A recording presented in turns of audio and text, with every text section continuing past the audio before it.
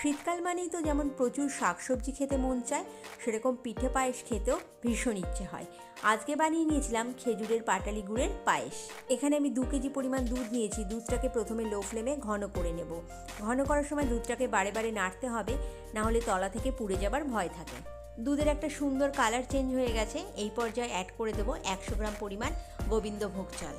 চালটা আগের থেকে খুব ভালোভাবে ধুয়ে পরিষ্কার করে জল ঝরিয়ে শুকিয়ে নিয়েছিলাম।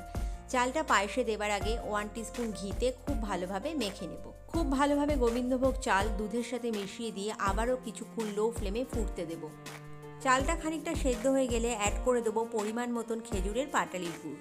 আরও কিছুক্ষণ লো ফ্লেমে ফুটলেই রেডি হয়ে যাবে আজকের আমাদের খেজুরের পাটালি গুড়ের পায়েস। দেখুন দারুণ সুন্দর একটা কালার এসছে, সুন্দর একটা মিষ্টি গন্ধ বেরিয়েছে, আর খেতেও ভীষণ টেস্টি হয়েছিল। এই প্রচণ্ড শীতে সকালের খাবারে গরম গরম সরু চাকলির সাথে সার্ভ করে দিলাম পাটালি গুড়ের পায়েস।